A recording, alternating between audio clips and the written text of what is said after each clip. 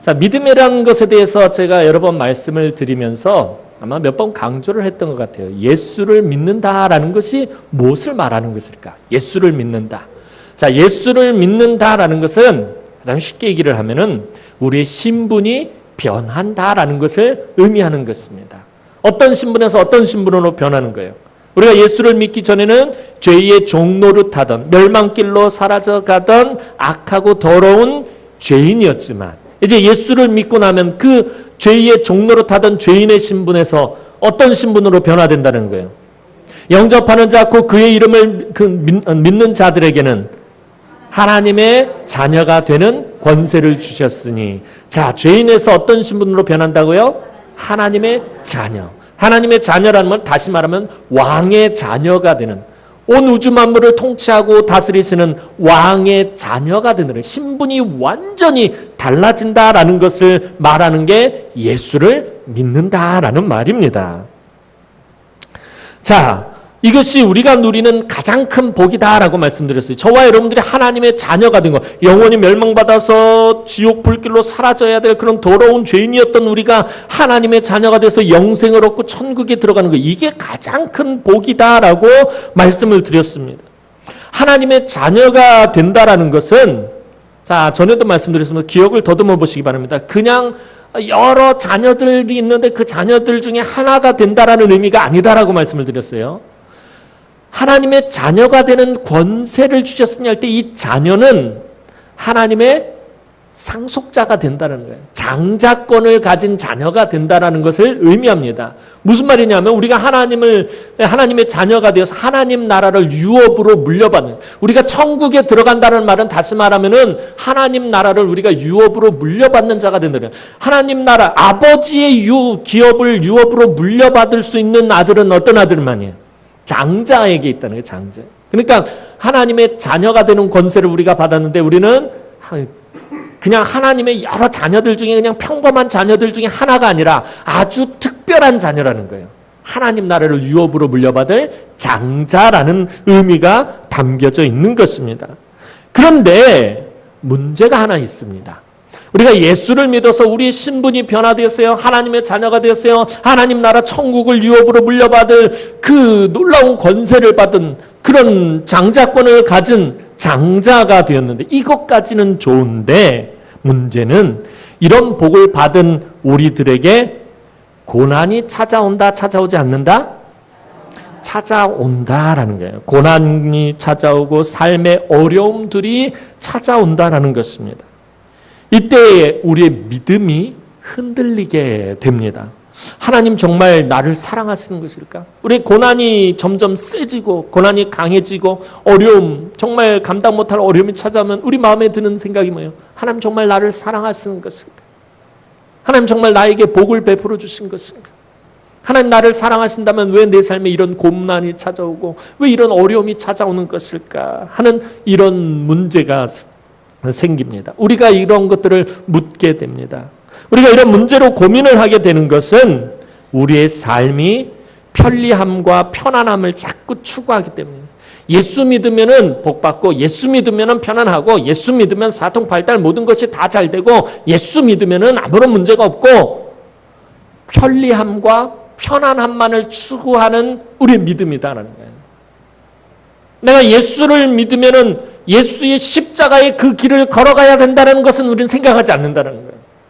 복 받고 잘 먹고 잘 사는 것을 생각하지, 내가 자기를 부인하고 자기 십자가를 지고 우리 주님이 가신 그 가시밭길, 그 고난의 길을 걸어가야 된다는 것에 대해서 우리 전혀 개념이 없다라는 것이에요. 그래서 우리가 신앙생활하면서 조금만 불편하거나 조금만 어려움이 오면은 그것을 견디지를 못한다는 거예요. 조금만 편안하지 않으면 거부감을 느끼게 된다는 거예요. 이건 뭔가 잘못됐어. 이래서는 안 되는데 이건 분명히 뭔가 어디서부터인가 뭔가 잘못됐다라고 생각하기 시작한다는 거예요. 가시밭길을 걸어가고 주님이 가신 그 골고다의 십자가의 길을 쫓아가면서 우리는 편안할 것을 기대한다는 거예요.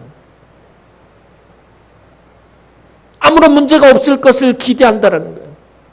주님이 가신 그 고난의 길, 그 십자가의 길이 어떻게 편안한 길이냐라는 것입니다. 주님 분명히 말씀하시잖아요. 나를 따라오려거든. 나를 따라오려거든.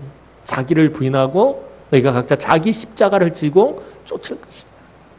주님이 가신 길은 좁은 길이고 좁은 문이고요. 험난한 가시밭길이었고 고난의 길이었다라는 것입니다. 그럼에도 불구하고 그 길을 걸어갈 때 우리에게 그 고난의 길을 걸어갈 때 우리에게 기쁨이 있고 감사가 있는 이유는 무엇입니까? 주님이 나와 함께 가시기 때문입니다. 우리가 고난을 당하면 나 혼자 그 십자가를 지고 나 혼자 힘들게 간다라고 생각을 하고 있지만 사실은 주님께서 대신 지고 가신, 난 그냥 뒤에서 주님 뒤에 옷자락 붙잡고 쫄래쫄래 쫓아가면서 마치 우리가 어릴 때 엄마가 머리에다 짐을 잔뜩 지고 손에도 지고 그저 뒤에서 엄마 치마 벅적 꼬면서 엄마 힘들어 징징대면서 쫓아가는 그런 모습이다라는 거예요. 내가 다 짊어지고 가는 것이 아니라 우리 주님이 다 짊어지고 가시는데도 불구하고 그렇게 살아간다는 거예요. 조금만 불편하면 참지를 못하는 거예요. 신앙생활할 때 교회 안에서 마찬가지예요. 그냥 무엇이든지 조금만 변해서 조금만 불편하고 뭔가 나하고 맞지 않으면은 그 불편함에 대해서 우리는 견뎌하지를 못한다는 거예요. 또 우리는 모든 것의 결과만 바라볼 때가 많습니다. 우리 주변에 잘 지어진 아파트, 옆에서 이제 우리 작년에 동서 프라임 아파트 참 열심히 전도했잖아요. 그 아파트 잘 지어진 모습 보고 또 어떤 음식점에 가서 맛집에 가가지고 아주 맛있는 음식 먹고 또 좋은 자동차를 타고 또 여러분들 다 가지고 있는 최신식 스마트폰, 나는 없지만 여러분들이 가지고 있는 최신식 스마트폰. 왜 목사님 카톡이 안 돼요라고 지금도 저한테 전화하시는 분들이 있어요. 당연히 안 되죠. 전 투지폰을 쓰고 있기 때문에. 자, 잘 만들어진 그 스마트폰, 이 모든 것들을 바라보면서 우리가 항상 생각하는 게 그래요. 우리 주변에 있는 모든 것들을 다 바라보면서 결과적으로만 생각하는데 무슨 말이냐면 그냥 이게 다 쉽게 만들어진 것이라고 생각하는 거예요. 우린 그냥 쉽게 사용하니까, 그냥 편안하게 사용하니까 이 모든 것들이 그냥 쉽게 만들어진 것이다라고 생각을 한다는 거예요. 근데 쉽게 만들어진 것이 아닙니다. 얼마 전에 아시안게임 보니까 축구 경기 처음에는 막 욕을 그렇게 하면서 다들 막 그러다가 정작 잘하니까 이제 그때부터 막 필승 코리아 그러면서 대한민국 막 응원을 하기 시작합니다. 황의조 선수 왜 이렇게 잘해? 그냥 차면 들어가고 손흥민 선수 허벌나게 뛰어다니면서 패스하고 그냥 팍 그러면 그냥 빵 치면 들어가고 막 와 그러고 야, 그거 보면서 그러잖아요. 와, 좀 저렇게 잘하는, 너무 손쉽게 이 골을 넣는 것 같잖아요. 그러다가 헛발질 해가지고선 황의조 선수 정말 결정적인 찬스에 못 넣는 게 몇 번 있어요. 그거 보면서 다들 남자들 보면 그러잖아요. 다들 막 우라통이처럼 야, 저건 나도 하겠다. 근데 가서 뛰어보시면 진짜 자기도 할 수 있나? 못해요. 저도 똑같은 말을 했지만 야, 저거 그냥 주는 거 그거 받아 먹으면 되는데 그걸 못 차냐? 야, 내가 가서 눈 감고 왼발로 차도 들어가겠다는 거예요. 눈 감고 왼발로 차면 들어가면 뭘 들어가요? 아무것도 못 한다.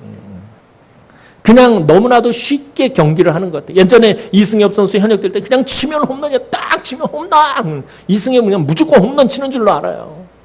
너무 쉽게 하는 줄로 안다니까. 그러나 그렇게 되기까지는 보이지 않는 수많은 노력과 훈련과 연단의 시간이 있었다라는 것입니다. 그 혹독한 훈련의 시간이 있었기 때문에 훌륭한 운동선수가 되는 것이고 수많은 사람들이 애쓰고 수고함으로 건물이 세워지고 우리 주중에 보면은 참 여러 일꾼들이 와가지고 열심히 일하니까 지금 본당이 점점 아름답게 변해가는 거예요. 어떤 물건이 사람이 수고하고 애쓰기 때문에 어떤 물건들이 만들어져요. 여러분들이 편안하게 쓰는 스마트폰도 누군가가 수고하고 누군가가 애썼기 때문에 만들어진 것입니다. 편안함과 편리함을 누리기 위해서는 누군가는 고생과 수고를 해야 합니다. 신앙생활도 마찬가지입니다. 우리가 예수를 믿는다고 해서 축복이 자동적으로 주어지는 것은 아닙니다. 예수 믿으면 복 받는다. 맞는 말이에요. 그러나 절반만 맞는 말이에요. 예수 믿으면 구원의 복은 받아요. 그렇죠? 구원은 오직 믿음으로만 얻는 거예요. 구원은 오직 우리 주 예수 그리스도의 그 한량없는 은혜로만 얻는 것이에요. 하나님의 그 무한하신 사랑과 은혜로만 얻는 것이 구원이에요. 나의 공로, 나의 행함 이런 것 전혀 필요 없어요. 오직 믿음으로만 얻는 거예요. 그러나 축복은 그렇지 않아요. 늘 말씀드리잖아요. 은혜는 구하는 자의 것이고 능력은 기도하는 자의 것이고 축복은 순종하고 희생하는 자의 것을, 헌신한 자의 것을 다 정했어요. 우리가 구원은 믿음으로 받지만 그 외의 것은 자동적으로 주어지는 것이 아닌데, 우리는 예수 믿으면 다른 것들도 다 자동적으로 저절로 주어진다라고 생각을 하는 거예요. 예수 믿는데 왜 내가 복을 받지 못하는 것입니까? 예수 믿는데 왜 내가 형통한 삶을 살지 못하는 것입니까? 예수 믿으면 구원받는 복을 얻는 거예요. 그 외에는 아니다라는 것입니다. 우리 신앙생활 하면서 전에도 말씀드렸잖아요. 그냥 이 마치 축복을 무슨 도깨비 방망이 모양 뚝딱 두드리면서 금 나와라 뚝딱 그러면 금이 나와야 되고, 물질 나와라 뚝딱 그러면 뭐 나와라 뚝딱 그러면 그냥 그렇게 나오는 것으로 생각을 해요. 알라딘의 요술램프 제가 몇 번을 얘기하지 않았어요. 그냥 축복이라는 것이 그냥 쑥쑥 문질러면 펑 하고 나타나서 네 소원이 무엇이냐 3가지만 말해라는 거예요. 그런 것이 아닙니다. 하나님은 우리가 예수를 믿는다고 해서 최고급 리무진에 저와 여러분들을 태우고 바로 천국으로 데려가시는 것 아닙니다. 하나님께서는 우리가 예수를 믿어 하나님의 자녀가 된 후에 진정한 하나님의 자녀의 모습을 가질 수 있도록 어려움과 고난을 통해서 연단하시고 훈련시킨, 예수를 믿었지만 아직도 내 안에 있는 죄의 본성들이 있어요. 아직도 하나님의 자녀로서의 부족한 모습이 있어요. 그래서 이 땅을 살아가는 동안에 하나님께서는 우리가 그 하나님의 진정한 자녀의 모습을 가질 수 있도록 우리를 연단하시고 우리를 훈련시키신다는 거예요. 그래서 우리가 예수를 믿고 난 후에도 삶의 고난이 찾아오고 어려움들이 그치지 않는 것입니다. 물론 예수를 믿기 전에는 이런 고난과 어려움 앞에서 우리가 실망하고 낙심하고 넘어졌지만, 예수를 믿고 난 후에는 이겨내고 극복하며 조금씩 예수를 닮아가고 하나님의 자녀 노릇을 비로소 하기 시작하게 되는 것입니다. 이제 이런 고난과 어려움 가운데서 하나님의 자녀가 된 저와 여러분들 어떻게 살아야 할 것인가? 이 문제를 다루고 있는 것이 바로 야고보서라는 성경입니다. 야고보 사도가 강조해서 말하려는 것은 믿는 것을 행함으로 나타내라는 것입니다. 어떤 사람이 자기는 믿음이 있다고 말만 하고서 실천이 없다면 그것은 믿는 것이 아니라는 것입니다. 그런데 야고보서에서 이 야고보 사도가 말하는 행함이 없는 사람은 믿음은 있는데 행함이 없다라는 것을 말하는 것이 아니라 스스로 믿음이 있다고 말하고 있는, 즉 자기 스스로 믿음이 있다고 착각하고 있는 사람을 말하는 것입니다. 스스로가 믿음이 있다고 착각하고 말뿐인 사람은 그 자체가 아무 소용이 없는 죽은 믿음이라는 것입니다. 야고보가 강조하는 것 딱 한 가지입니다. 그 사람의 믿음이 참된 믿음이라면, 여러분들이 가지고 있는 믿음이 참된 믿음이라면 반드시 무엇으로 나타난다? 행함으로 나타난다는 거예요. 여러분들이 가지고 있는 믿음이 참된 믿음이라면 반드시 순종으로 나타나고 반드시 헌신으로 나타나고 반드시 행함으로 나타나게 되어 있다라는 것입니다. 이제 18절 말씀 보겠습니다. 우리 18절 말씀 한번 보도록 하겠습니다. 18절 말씀입니다. 시작.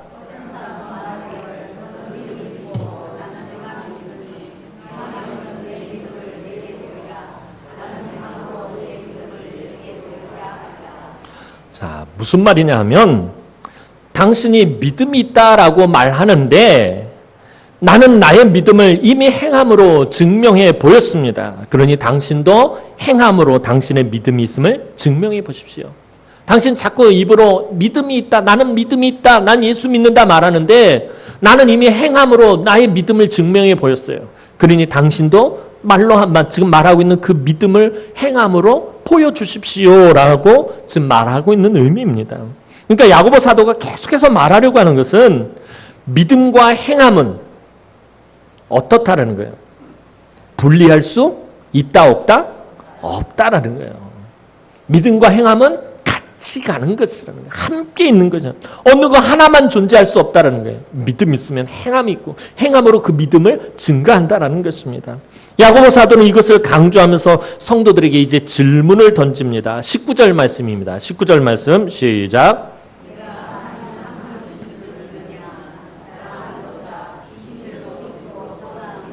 자, 네가 하나님이 한 분이신 줄 믿느냐? 잘합니다. 맞아. 네 그 믿음이 맞아. 귀신들도 믿고 떤다라고 야고보 사도가 말합니다. 성경 지식을 많이 알고 있다고 해서 그것이 그 사람의 바른 믿음을 가지고 있다라고 보증할 수 없다는 거예요.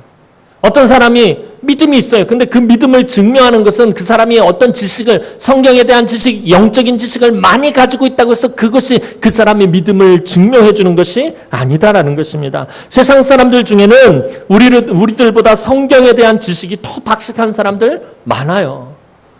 의외로요, 이 스들이라고 그러면 좀 그러냐? 스님들. 그래서 제가 조금 좀 유하게 표현을 써야 돼요. 그래서 이 스들이 그러면 좀 너무 세잖아요. 스님들 중에서요, 성경에 대한 지식이 얼마나 박식한지. 제가 예전에 학교 다닐 때 어떻게 시간표를 잘못 맞춰서 불교 철학을 한번 듣게 됐는데요. 제가 불교를 저기에서 듣는 게 아니라 시간표 때문에 어쩔 수 없이 듣게 됐어요. 그래서 한 스님이 와서 가르치는데 성경을 너무 잘하는 거예요. 본인 얘기로는 성경을 한 100번도 넘게 읽었다라는 거예요. 어디에 무슨 말씀 있는지까지 다 막 줄줄줄줄 외워 막 암송되네요. 지금 목사님 저보다도 아마 성경에 대해서 더 잘 알고 있는 것 같아요. 얼마나 잘 알고 있는지 몰라요. 하지만 그 해박한 지식을 그 사람이 그 지식만 가지고 있지 하나님에 대한 믿음은 가지고 있지 않아요. 그 스님이 성경에 대한 정말 지식은 해박하지만 하나님에 대한 믿음은 없었다라는 것입니다. 믿음이 없기 때문에 그 믿음을 행함으로 증명할 수 없습니다. 19절에서 야고보 사도가 말하는 것은 믿음과 행함을 나누어 생각할 수 없다라는 것입니다. 야고보 사도는 우리가 하나님을 알고 그분의 말씀을 믿는다고 하면서도 바른 삶을 살지 못하는 믿음이라면 그런 믿음은 누구도 가지고 있다? 귀신도 가지고 있다는 거예요.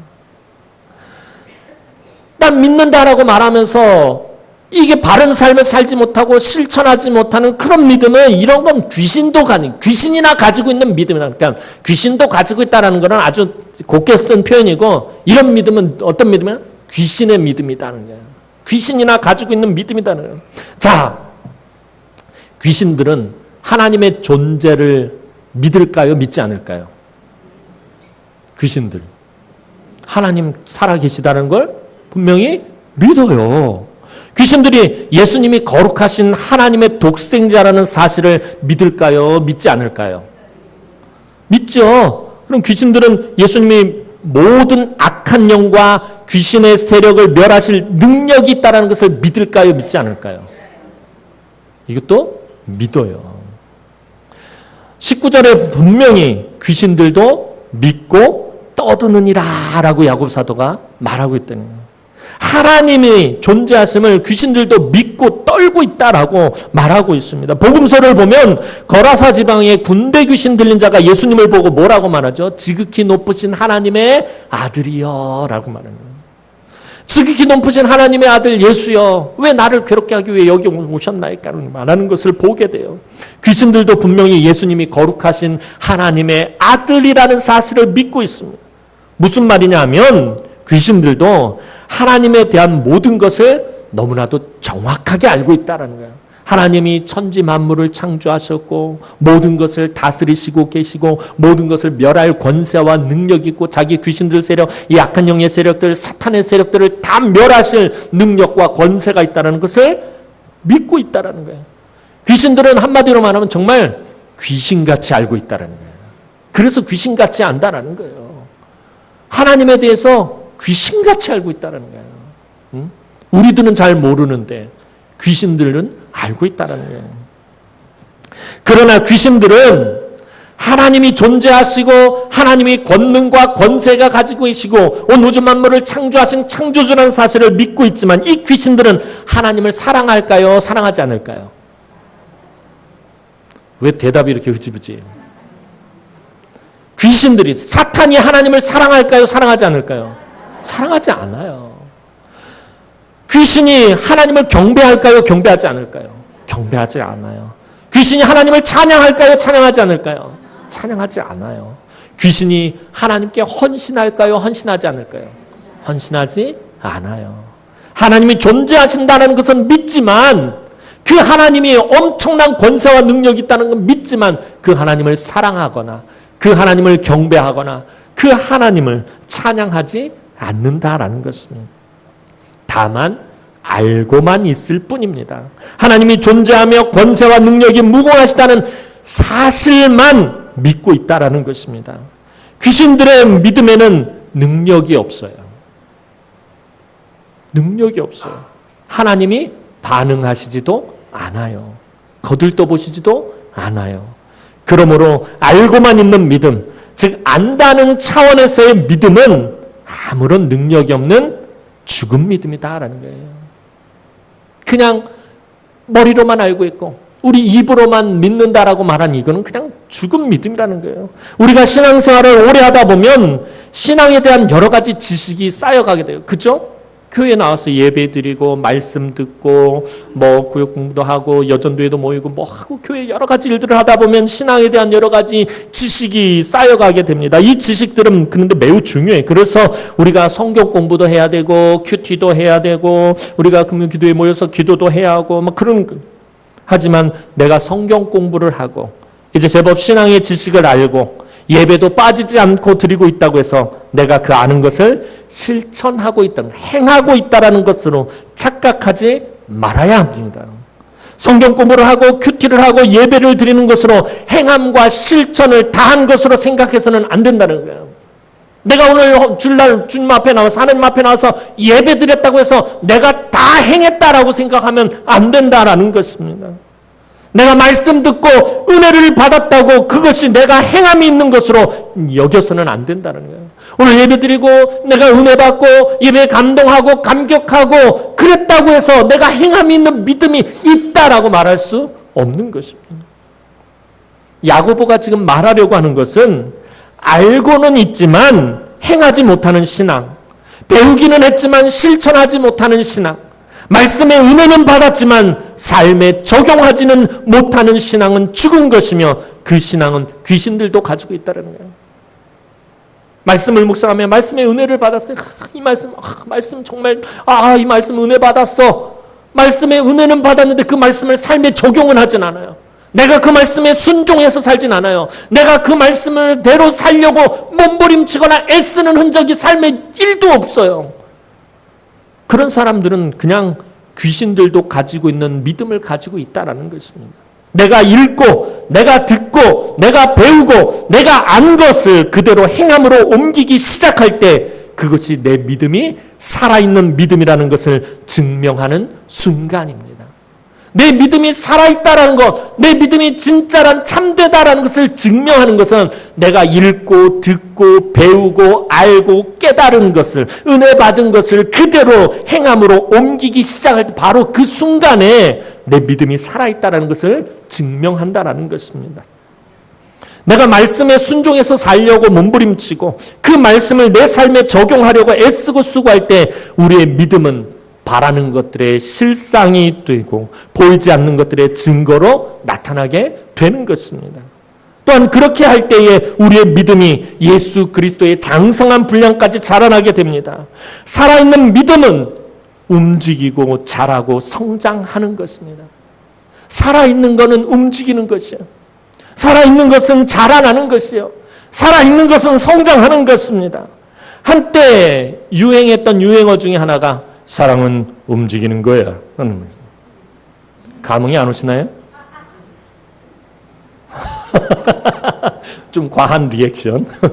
사랑은 움직이는 거야 라는 말이 한때 유행어였어요. 사랑은 명사가 아니라 동사라는 거예요. 자, 믿음도 마찬가지. 믿음은 움직이는 거예요. 믿음은 명사가 아니에요. 동사예요. 행함이에요. 움직이는 거예요. 실천하는 거예요. 적용하는 거예요. 철저하게 삶 가운데서 고민하고 씨름하는 것이 믿음이다라는 것입니다. 믿는다라는 것은 머리로만 지식적으로만 아는 것이 아니라 자기가 믿고 아는 것을 삶에 실천하는 것입니다. 우리가 말씀을 듣고 읽고 깨달은 대로 그대로 다 삶에서 살 수 없어요. 100% 살 수는 없어요. 그러나 그렇게 살려고 애쓰고 그렇게 몸부림치고 그렇게 씨름하고 그렇게 고민할 때 우리의 믿음이 증거된다라는 것입니다. 이스라엘 사람들에게 있어서 이 믿는다라는 말이 가지는 의미는 뭐냐면 모든 것을 다 맡긴다라는 게 믿는. 이스라엘 사람들에게 믿음은 뭐냐면 내 가장 중요한 것을 맡기는 것. 나에게 있어서 정말 소중하고 정말 귀중한 것을 맡기는 것이 믿음입니다. 따라서 믿음은 눈에 보이지 않는 하나님 앞에 자기의 가장 중요한 인생을 다 맡기는 거예요. 나에게 있어서 가장 중요한 게 뭐예요? 여러분들에게 있어서 지금 가장 중요한 게 뭘까요? 헬랄레 해서 이러고 쳐다보지 말고 한번 생각해 보세요. 여러분들에게 있어서 가장 중요한 거예요. 졸지 마! 졸긴 왜 졸아? 이 중요한 시간에. 식당! 졸지 마요. 다 보여요. 네, 모르는 것 같죠? 다 졸다 지금 찔끔 놀라서 졸지 마! 이러는데 목사님 지금 뭔 짓이래? 졸지 마요! 졸면 죽는다. 자, 내가 지금 무슨 얘기 하려고 그랬지? 자꾸 깬데. 여러분들에게 지금 가장 중요한 게 뭐예요? 여러분에게 있어서. 여러분들이 지금 제일 중요한 게 뭐예요? 제일 귀한 거. 대답 잘 하셔야 됩니다. 대답 잘 하셔야 된다 그러니까 나하고 눈을 안 마주치네. 갑자기 다 눈이 밑으로 깔리네. 생각해보세요. 나에게 지금 제일 중요한 거. 그렇지, 생명이죠. 생명이 제일 중요한 것이에요. 생명보다 더 중요한 거 없어요. 근데 믿음은 뭐라는 거예요? 내 생명을 누구에게 맡기는 것? 하나님께 맡기는 거예요. 나의 가장 귀한 것을 하나님께 맡기는 것이 믿음이다라는 것입니다. 내 인생을 하나님 앞에 맡기는 거예요. 내 자녀의 인생을 하나님 앞에 맡기는 것입니다. 하나님을 믿는다고 하면서 자신의 삶을 하나님께 다 맡기지 못하는 믿음은 죽은 것이다 라고 야고보 사도는 계속해서 지금 강조하고 있습니다. 자, 20절 말씀 보겠습니다. 20절 말씀입니다. 시작.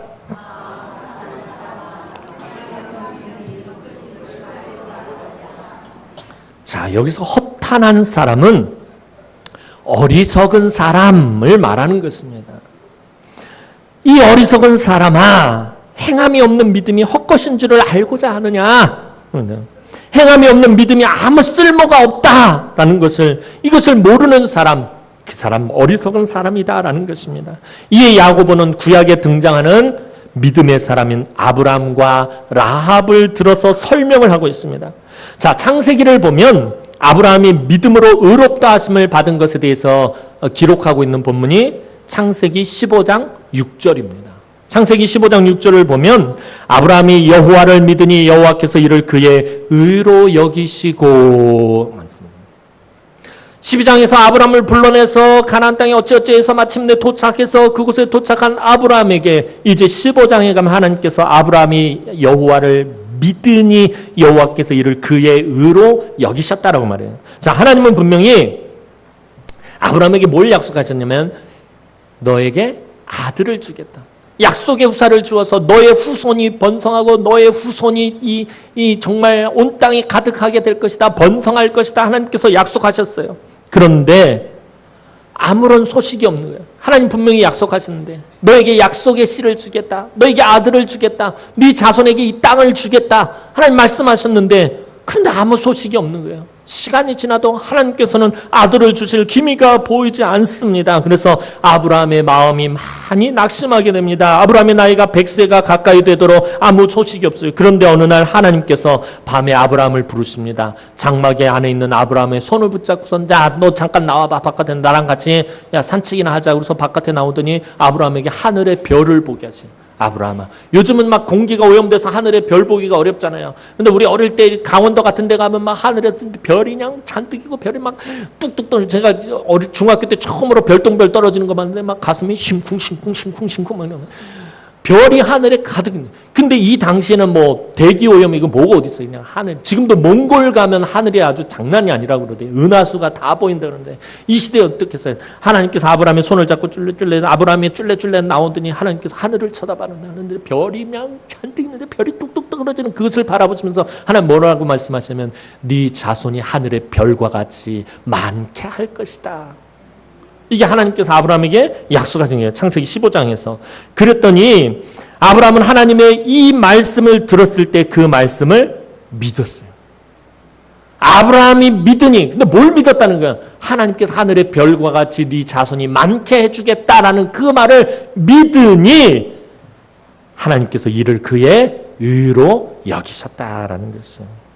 자, 이때 하나님은 당신의 말을 믿은 아브라함을 의롭다라고 말씀하셨습니다. 그런데 하나님께서 그때 창세기 15장에서 그의 믿음은 받으셨지만 그의 믿음이 테스트를 통과한 것은 아니에요. 믿으니 의롭다 여겨주셨어요. 그의 믿음을 받아주셨어요. 그런데 그렇다고 그의 믿음이 테스트를 통과한 것은 아니었다라는 것입니다. 자, 학생들이 학교에서 시험을 치르는 것은 자기 실력이 어떠한지 확인하기 위해서입니다. 내 실력이 영어 시험을 보는 건 뭐예요? 내 영어 실력이 어느 정도 되나? 수학 시험을 보는 건 내 수학 실력이 어느 정도 되나? 시험을 보는 것이에요. 아우, 저 학교 다닐 때 왜 놈의 시험이 그렇게 많았는지, 원래 본다고 그래서 원래고사, 원래 정해놓고 본다고 해서 월정고사, 그래서 심심해서 본다고 해서 모의고사, 중간에 본다고 해서 중간고사, 기말에 본다고 해서 기말고사, 반을 배치한다고 해서 배치고사, 맨날 시험밖에 없어요. 요즘 애들은 너무 좋아하는 시험을 보는구만. 근데 그 시험을 보는 이유가 뭐예요? 실력이 어떤지 중간중간 점검을 하는 거예요. 얘가 지금 영어 실력이 어느 정도 되는지, 수학 실력이 어느 정도 되는지, 국어 실력은 어느 정도 되는지, 그것을 선생이 알기 위해서가 아니라 그 애에게 알려주기 위해서 시험을 보는 거예요. 우리가 시험을 보는 건 선생님에게 내 실력을 보여주기 위해서가 아니라 내가 실력이 얼마만큼 되는지 알기 위해서 시험을 보는 거예요. 선생이 알기 위해서 보는 것이 아니라 선생님은 알아요. 얘가 수업 시간에 수업 들어보면 얘가 공부를 잘하는지 못하는지 알아요. 근데 본인은 몰라. 본인은 영어 요만큼도 못하면서 본인은 영어 되게 잘한다고 생각해. yeah. yes, okay, thank you very much. 그러면 영어 다 잘하는 줄 알아요. 본인이 실력이 있는지 없는지 알게 하려면 어떻게 해요? 시험을 봐야 된다는 거예요. 테스트 해봐야 된다라는 거예요. 학생들이 자기 실력을 확인하려면 분명히 테스트해 봐야 합니다. 우리가 예수를 구주로 영접하면서 우리의 믿음 생활이 시작합니다. 그런데 그 믿음이 살아있는 참된 믿음으로 자라가려면 그 믿음은 시험을 통과해야 합니다. 내가 그때마다 내 믿음이 자랐는지 안 자랐는지, 내 믿음이 그대로인지 아니면 내 믿음이 지금 침체되었는지 이것을 알아야 된다는 것입니다. 테스트를 통해서 나의 믿음은 분명히 알 수 있다는 거예요. 시험을 통해서 내 믿음을 알 수 있다는 것입니다. 아브라함도 마찬가지입니다. 그의 믿음이 살았는지 죽었는지 테스트하는 순간이 드디어 찾아옵니다. 창세기 22장에서 하나님은 드디어 아브라함을 테스트하기 위해서 그를 찾아오셨습니다. 하나님 아브라함이 100세가 되어서 불가능한 가운데 진짜 아들을 낳을 수 없어요. 아브라함은 완전히 늙어서 노인이 됐고 사라는 이미 경수가 끊기고 폐경이 돼서 아이를 낳을 수 없는 상황이 됐고 그러고 나서도 한참 더 나이가 들고 나서 그 불가능한 가운데서 하나님의 능력으로 얻은 아들 이삭을 번제로 바치라고 말씀하십니다. 이 어려운 테스트에 아브라함은 어떻게 합니까? 순종함으로 마침내 자기 믿음의 진정성을 증명했다라는 것입니다. 사실 하나님이 아브라함의 믿음을 몰라서 지금 테스트하신 거예요? 아브라함이 얘가 지금 믿음이 있나 없나 내가 잘 모르겠네. 한번 테스트를 해봐야 되겠다. 네 아들 바쳐. 지금 그러신 거예요? 하나님은 아브라함의 믿음을 이미 받으셨어요. 아브라함이 믿음이 있다는 걸 아셔요? 모르셔요? 이미 아시고 계시다라는 것입니다. 이것은 아브라함에게 자기의 믿음이 어떠한지 아브라함의 믿음이 죽었는지 살았는지를 스스로 보게 하신 것이다라는 것입니다. 그것이 오늘 21절 말씀입니다. 21절 말씀 보겠습니다. 시작.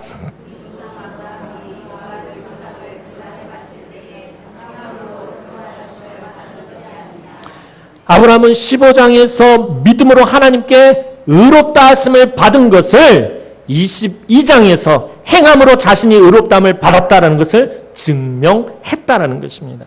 이 말은 믿음 말고도 행함으로도 의롭다함을 받는다 이것을 말하는 것이 아니라 믿음에는 반드시 무엇이 따라야 한다? 행함이 뒤따른다라는 것을 말하려고 하는 것입니다. 그래서 야고보는 아브라함이 받은 이 테스트에 대해 결론을 내려요. 아브라함이 그 믿음을 하나님께서 테스트하시고 그 결론으로 22절, 23절이 그 결론이에요. 22절에서 23절까지 우리 다 함께 읽겠습니다. 시작.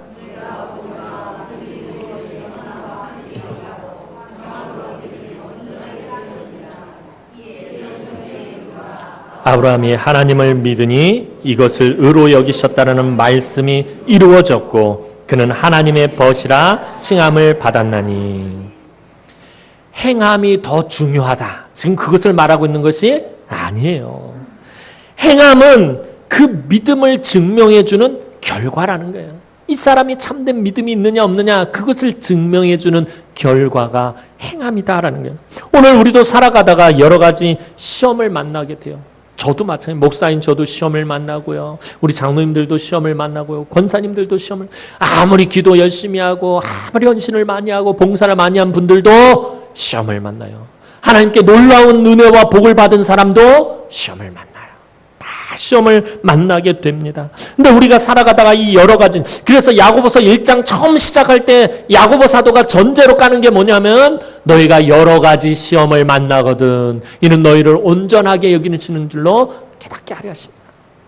너희가 여러 가지 시험을 만날 것이다 라는 전제를 1장이 깔고 시작하고 있어요. 야고보서는 우리가 살아가다 여러 가지 시험을 만나게 되는 것은 그 시험을 통해서 우리의 믿음이 살았는지 죽었는지 보게 된다라는 것입니다.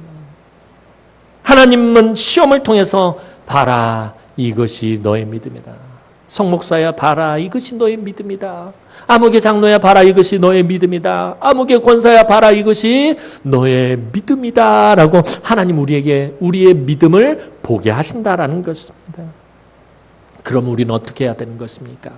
그러면 우리는 하나님 내가 이렇게 믿음이 작고 연약합니다. 하나님 성목사가 이렇게 믿음이 작고 연약합니다.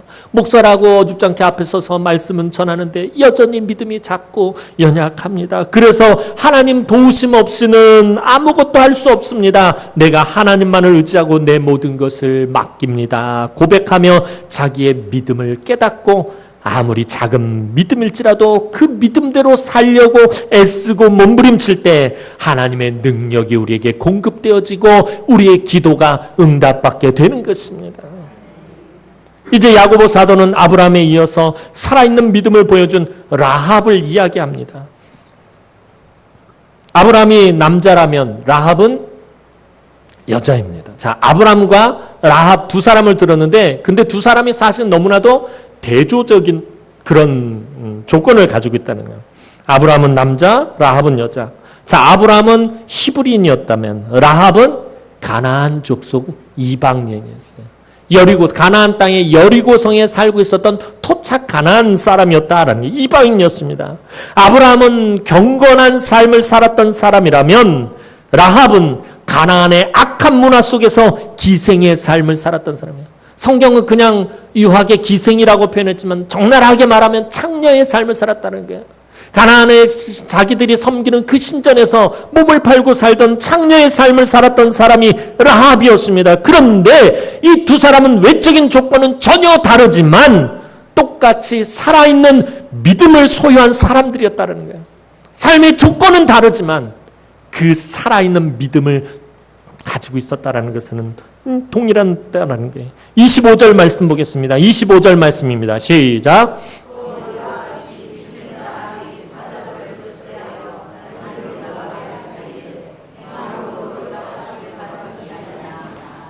자, 그런데 25절 말씀만 본다면 라합이 의롭다 하심을 받은 것은 전적으로 행함에만 근거한 것 같이 보여집니다. 또 이같이 기생 라합이 사자들을 접대하여 다른 길로 나아가게 할 때에 행함으로 의롭다 하심을 받은 것이 아니냐. 라합의 믿음에 대해서 이야기하고 있지 않아요. 그냥 그의 행함에 대한 이야기만 하고 있어요. 그래서 그가 의롭다 하심을 받은 건 마치 전적으로 행함에만 근거한 것 같이 보여지는데 그런데 히브리서 11장 31절 말씀을 보면 그렇지가 않습니다.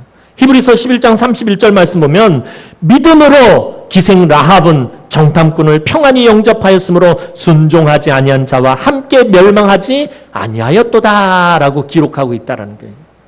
이 두 구절을 잘 살펴보면 이 두 사건 사이에는 약간의 시간 차이가 있다는 거예요. 시간 차이가 있어요. 무슨 말이냐 하면 라합은 먼저 하나님께서 이스라엘 백성들을 능력으로 구원하시고 행하신 여러 기적들에 대해 듣고 그 하나님을 이미 믿고 있었다라는 거예요. 무슨 얘기냐면은 이 라합이 고백을 하잖아요. 하나님께서 너희를 이 홍해를 마른 땅으로 건너게 하시고 광야에서 여러 가지 기적을 행하시고 이게 40년 전에 있었던 일들. 그것을 라합이 알고서 이야기하고 있어요. 그래서 이 땅에 사는 사람들의 마음이 마치 물같이 녹았다라고 말하고 있어요. 그러니까 라합은 계속해서 이스라엘 백성들의 행보에 대해서 그 소식을 듣고 있어요. 이 가나안 사람들은 이스라엘 족속의 움직이는 행보에 촉각을 곤두세우고 있었어요. 그들이 언젠가는 가나안으로 올 것이기 때문에. 그래서 그들이 가나안에서 어떤 일들이 있었는지 하나님께서 그들에게 만나를 먹이시고 메추라기를 먹이시고 반석에서 물을 내시고 여러 가지 능력과 기적으로 또 불기둥과 구름기둥으로 백성들을 인도하시고 있다는 사실이 소식이 계속해서 들려오고 있었는데 라합은 여리고성 사람들 중에서 그 소식을 듣고 유일하게 하나님을 믿었던 사람이다라는 거예요. 하나님의 능력에 대한 소식이 계속해서 끊임없이 이 가나안 땅과 여리고성에 들려지고 있는데 그래서 순종하지 않은 다른 사람들과 같이 멸망당하지 않았다라고 성경은 말하잖아요. 무슨 말이냐면 그 소식을 듣고 야, 하나님 정말 대단한 신이구나. 내가 가나안에서 태어나가지고 여리고에서 태어나서 여리고에서 지금까지 내가 믿고 섬겨왔던 이 우상은 아무것도 아니구나.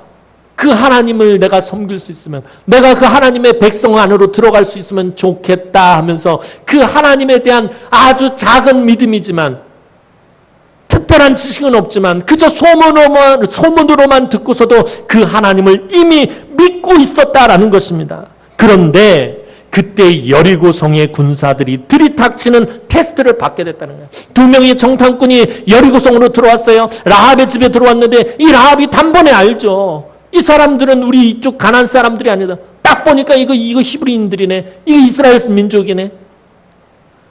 자, 하나님에 대한 소식을 듣고 이미 믿고 있었는데 그 믿음에 대한 테스트를 이제서 받게 되었다는 거예요.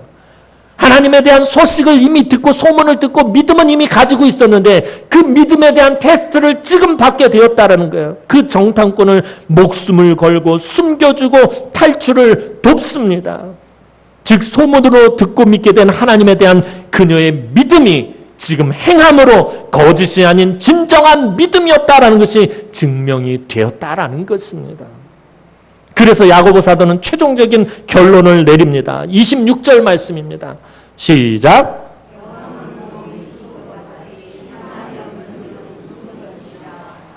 이게 이제 야고보 사도가 내린 마지막 결론이에요. 죽은 사람하고 잠자는 사람의 차이가 뭘까요? 죽은 사람은 깨울 수가 없지만 잠든 사람은 깨울 수가 있어요. 일어나요. 둘 다 똑같이 그냥 멀리서 보면 똑같아요. 누가 잠들었는지 누가 죽었는지 알 수가 없어요. 죽은 사람을 보면 처음에는 몸 그대로 있어요. 살았는지 죽었는지 몰라요. 마치 살아있는 것 같아요. 어떨 때 보면. 그러나 죽은 사람에게는 이미 영혼은 떠나고 생명력이 없기 때문에 결코 움직이지 않습니다. 죽은 사람은 움직이지 않아요. 잠든 사람은 깨워서 움직이게 할 수 있지만 죽은 사람은 움직이지 않는다라는 거예요. 몸은 점점 굳어가고 나중에는 썩어버립니다. 야고보 사도는 믿음을 가지고 있지만 실천하지 않는 사람, 삶에 적용하지 않는 사람을 죽은 믿음을 가진 사람이라고 말하고 있어요. 26절 말씀 다시 한번 볼까요? 26절 말씀 시작.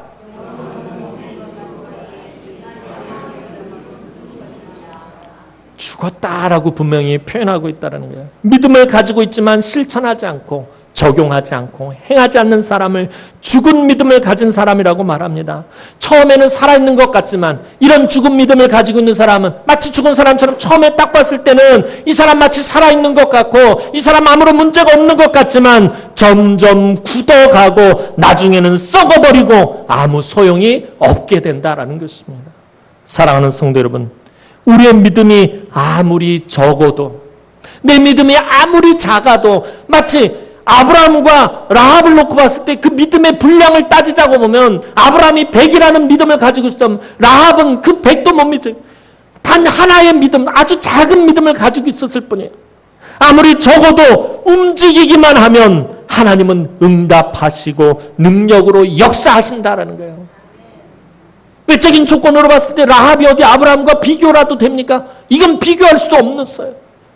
그럼에도 불구하고 라합에게 있었던 그 작은 믿음이 테스트를 통과했을 때 그의 믿음이 살아있다는 것이 행함으로 증명되어졌을 때 하나님은 응답하시고 라합을 여리고가 무너지는 그 순간 가운데서 라합과 그의 가족을 살려주셨다는 거예요. 예수님의 족보에까지 그 이름을 올리셨다라는 것입니다. 믿음은 모든 것을 다 하나님께 맡기는 것이에요. 라합은 자기 인생을 이스라엘의 하나님에게 걸었다라는 것입니다. 만약 들통나면 이 여리고 성에서 죽을 수밖에 없어요. 온 가족이 다 진멸당할 수밖에 없어요. 자기의 모든 것을 다 하나님께 걸었다라는 것입니다.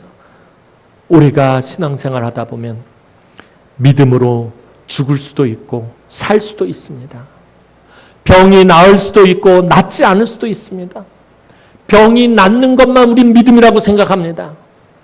병이 낫는 것만 응답이라고 생각해요. 우리가 잘 되는 것이 믿음이고 잘 되는 것이 응답이라고 생각합니다. 그러나 그렇지가 않아요. 죽을 수도 있고 살 수도 있고 나을 수도 있고 낫지 않을 수도 있고 부유할 수도 있고 가난할 수도 있어요. 모든 것을 다 하나님께 맡겨버리는 그것이 믿음입니다. 내가 죽을 수 있는 것도 맡기는 것, 내가 살아나는 것, 치유되어지고 회복되어지고 복받는 것을 맡기는 것이 믿음이 아니라 죽을 수도 있고 망할 수도 있고 내가 가난할 수도 있고 내가 병들 수도 있다는 것을 하나님께 맡기는 것, 그것까지도 맡기는 것, 그것이 믿음입니다. 그런데 그 믿음에 행함이 더해지면 하나님의 능력의 역사가 나타나게 된다는 것입니다. 야고보 사도가 강조하는 것은 고난과 어려움 앞에서 그동안 갈고 닦아온 믿음을 통해서 이겨내라는 것입니다. 너희가 여러 가지 시험을 만나는데 그동안 너희들 믿는다고 하지 않았냐? 예수 믿는다고 하지 않았느냐? 너희가 예수를 믿고 너희가 연단받고 훈련받고 말씀 묵상하고 기도하는 그 믿음이 있다면 그 믿음을 통해서 이겨내라라는 것입니다. 그 여러 가지 고난을 이겨내라는 것입니다. 단순히 머리로만 알고 있는 지식적인 믿음이 아니라 삶 가운데서 능력으로 나타나는 믿음으로 싸워서 이기라는 거예요. 말씀을 날마다 삶 가운데서 적용하고 이 말씀대로 살려고 몸부림치고 내가 다 지킬 수는 없지만 내가 다 순종할 수는 없지만 그래도 하나라도 지켜보려고 하고 하나라도 순종해 보려고 하고 하나라도 이 말씀대로 살아보려고 하는 그 믿음, 그것으로 싸워서 이기라는 것입니다. 그것이 바로 행함이라는 것입니다. 그동안 우리가 말씀을 통해 믿음에 대해 배웠다면, 믿음에 대해 깨달았다면 그 믿음을 행함으로 고난과 어려움과 환난과 시험을 이기라는 것입니다. 어떤 사람이 운전을 배우고 연습을 하고 무엇을 따게 될까요? 여러분들이 차를 딱 운전을 하려면 뭐가 있어야 돼요? 면허증이 있어야 되죠. 자, 면허증을 따려면 어떻게 해요? 학원에 가서 연습하고 또 막 교육도 받고 그리고 막 훈련을 하고 나서 면허증을 따게 됩니다. 저도 벌써 면허증 딴 지 꽤 오래됐네요. 면허증 되게 힘들게 땄어요. 하여튼 그 면허증을 우리가 딱 땄는데 그런데 자기 아들이 아파서 병원을 급히 가야 하는데 정작 그 차를 몰지 못한다면 그 면허증이 무슨 소용이 있겠느냐라는 거예요. 내가 운전면허증을 땄는데 내 아들이 지금 아파가지고 새벽에 병원을 가야 되는데 운전을 하지 못한다면 그 면허증이 무슨 소용이 있느냐라는 거예요. 아무 소용이 없습니다. 그 면허증이 아무 유익이 없다라는 것입니다. 그 면허증이 유익하려면 운전할 수 있어야 된다는 거예요. 믿음을 배우고 알았다면 그 믿음을 사용해서 세상에서 승리해야 한다라는 것이에요. 여러분들이 믿음을 가지고 있다면 그 믿음을 가지고 가서 싸우다가 지든 이기든 맞부딪혀 봐야 한다는 거예요. 그게 믿음이고 그게 행함이다라는 거예요. 근데 질까봐 못 싸우겠어요. 갔다가 지면 어떡하죠? 못 이기면 어떡하죠? 아까 말씀드렸잖아요. 죽든지 살든지 병이 들든지 낫든지 다 하나님께 맡기는 것이 믿음이에요. 가서 그 믿음을 가지고 싸우는 것이 행함입니다. 우리가 살아가면서 어려움과 고난을 만나지 않으면 좋겠지만, 그죠? 좋겠죠. 우리가 살아가면서 고난이나 어려움이나 근심과 걱정과 염려의 문제를 만나지 않는다면 정말 좋겠지만, 만나게 되더라도 근심하고 염려하고 두려워하고 낙심할 것이 아니라 평소에 하나님이 우리에게 가르쳐 주신 그 믿음으로, 내가 평소에 그 말씀대로 살아보려고 애쓰고 수고했던 그 믿음으로 기도하고 그 믿음으로 행하여 싸워나가면 하나님은 마침내 승리하게 하신다라는 거예요. 승리하게 하신다라는 거예요. 이제 우리 남흥의 성도들도 믿음을 행함으로 증명하는 그런 수준 높은 믿음의 성도들이 되었으면 좋겠어요. 우리 입술로만 아침에 말씀드렸던 것처럼 그냥 자랑만 하는 것이 아니라 내가 지금까지 이렇게 살았어. 내가 지금까지 이렇게 헌신했고 내가 지금까지 이렇게 봉사했고 내가 지금까지 산 것은 아무 소용이 없어. 앞으로 내가 어떻게 살 것인가가 중요한 것이. 지금 내가 어떻게 살 것인가 중요해. 내가 가지고 있는 이 믿음을 가지고 나아가서 내 삶의 고난들과 맞부딪혀서 싸워야 한다는 것입니다. 그럼 하나님은 승리하게 하신다는 것입니다. 이제 우리 남흥의 성도들 믿음으로 행함을 날마다 증거하며 늘 승리하는 삶을 살아가는 우리 남흥의 권속들이 되기를 주님의 이름으로 축원합니다. 기도드리겠습니다. 사랑과 은혜가 많으신 아버지 하나님, 은혜와 사랑을 진심으로 감사를 드립니다. 하나님, 우리가 가지고 있는 이 작은 겨자씨만한 믿음, 하나님 우리의 삶 가운데서 나타나게 하여 주옵소서. 행함으로 나타나게 하여 주옵소서. 하나님, 모든 것을 하나님께 맡기고 우리가 그 말씀대로 살려고, 그 믿음대로 살려고 애쓰고 수고하고 몸부림칠 때마다 하나님 승리하게 하여 주옵소서. 그 테스트를 통과하게 하여 주옵소서. 우리의 믿음을 온전히 바르게 바라볼 수 있도록 도우시고, 그때마다 우리가 하나님만 바라고 하나님만 의지하고 하나님만 신뢰함으로 늘 승리하는 삶을 살아가는 우리 남흥의 권속들이 되게 하여 주옵소서. 예수님의 이름으로 기도하옵나이다. 아멘.